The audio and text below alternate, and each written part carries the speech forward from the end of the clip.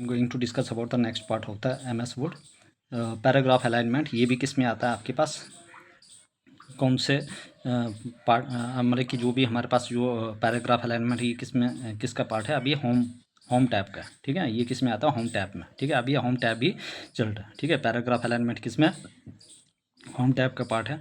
यहाँ पे क्या करते हैं हम, लेफ्ट साइड लिखते हैं तो इसके लिए शॉर्टकट किया Ctrl+L, राइट लिखेंगे तो Ctrl+R, और सेंटर होता है Ctrl+E, लेफ्ट राइट और सेंटर। और हमारे पास जस्टिफाई VC में आता है Ctrl+J शॉर्टकट। पैराग्राफ में क्या होता है, ऑर्डर लिस्ट होता है, अनऑर्डर लिस्ट होता है। अगर आपने चीज़ों को ऑर्डर लिस्ट में लिखना है 1 2 3 4 या ABCD या 1 इसके लिए हम क्या करें, ऑर्डर लिस्ट के यूज़ करते हैं पैराग्राफ में। अनऑर्डर लिस्ट के लिए जिसको कहा जाता है रैंडमली या बुलेट्स के फॉर्म में, ये इसके फॉर्म में डॉटेड और ये वाला आ गया, गेटिंग। लाइन स्पेसिंग क्या है, जब हमारे पास स्पेस बिटवीन टू लाइन्स, जब दो लाइन के बीच में स्पेस हो जाता है लाइन स्पेसिंग, ठीक है। एक लाइन के बीच में स्पेस होगा तो दैट इज़ Ctrl+1, दो के बीच में होगा तो Ctrl+2, और 1.5 लाइन स्पेस होता है वहाँ पे हो गया Ctrl+5। इंडेंट दो किस्म के होते हैं, कौन कौन सी इंडेंट आपके पास, we have two types of indent, one is the indent and second one is hanging indent. Indent दो किस्म के देख रहे इंडेंट, उसके बाद हैंगिंग इंडेंट। इसके लिए शॉर्टकट क्या देखो, इंडेंट में क्या होता है, एक बड़ी लाइन आ गई, उसके बाद छोटी। यहाँ पे क्या है आपके पास, जो लाइन है उसमें क्या आ जाएगा आपके पास, बिल्कुल ठीक है। यहाँ पे क्या होता है, जैसे जो इंडेंट है, इंडेंट में शॉर्टकट किया Ctrl+M, और हैंगिंग इंडेंट किया और Ctrl+T। फर्क क्या है इंडेंट और हैंगिंग इंडेंट में, इसमें क्या होता है एक जैसे लाइन होती है यहाँ पे, ठीक है। यहाँ पे क्या होता है एक बहुत बड़ी लाइन होती है ऊपर, ठीक है, और उसके बाद सब छोटी लाइन होती है उससे, getting. I hope everybody clear. ये शॉर्टकट की आपने याद रखने, which is very helpful for the examination point of view, getting. Now move to the next. Editing, ये भी किसका पार्ट है, ये भी होम टैब में आता है एडिटिंग, ठीक है। क्या क्या करता है, हम फाइंड करते हैं, रिप्लेस करते हैं और सेलेक्ट, ठीक है। एडिटिंग में क्या होता है, फाइंड, रिप्लेस और सेलेक्ट। फाइंड के लिए Ctrl+F, रिप्लेस के लिए Ctrl+H, और सेलेक्ट के लिए Ctrl+C। तो एडिटिंग किसका पार्ट है, होम टैब का। क्या क्या आता है आपके पास, रिप्लेस आ गया, फाइंड आ गया, और आपके पास सेलेक्ट आ गया। नेक्स्ट ये, अब उसके बाद आ गया नेक्स्ट, होम टैब हो गया ख़त्म। अब उसके बाद आ गया इंसर्ट, ठीक है। अभी इंसर्ट में क्या क्या चीज़ आती है, ठीक है। यहाँ तक क्या था, होम टैब, ठीक है, यहाँ तक क्या, होम टैब, ठीक। तो इंसर्ट में क्या क्या आता है, एनी काइंड्स ऑफ डेटा या इमेज या table for the purpose of combining, मतलब कोई भी चीज़ हम उसमें डालना चाहते हैं, डेटा, किसी किस्म की इमेज, टेबल वगैरह, तो उसकी क्या कहता है, हम इंसर्ट टैब का यूज़ करते हैं, ठीक है। इसमें क्या होता है, हेडर और फुटर का यूज़ होता है, वेरी वेरी इंपॉर्टेंट। क्या क्या यूज़ करते हैं हम, हेडर और फुटर, ठीक है। इसमें हम क्या क्या करते हैं, हम हेडर और फुटर का यूज़ करते हैं, very very important for the examination point of view, ठीक है।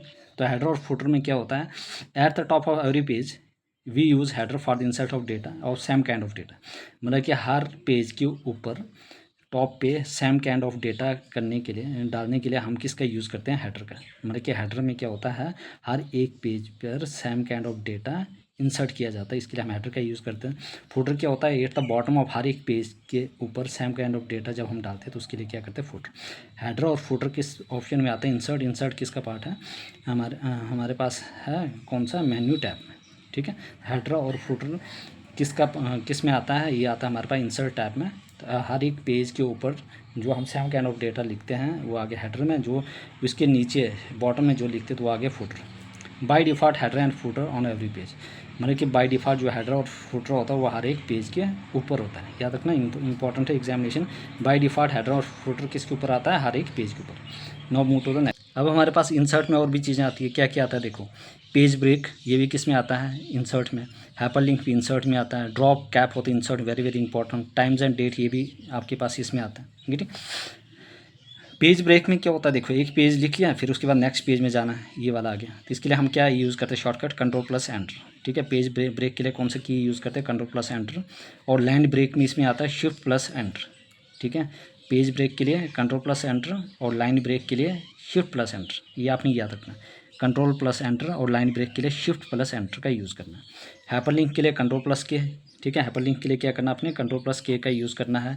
ड्रॉप कैप में क्या होता है, वेरी वेरी इंपॉर्टेंट। देखो हमारे पास जो भी न्यूज़पेपर होता है वहाँ पे क्या होता है, एक जो वर्ड होता है बहुत बड़ा होता है, ठीक है।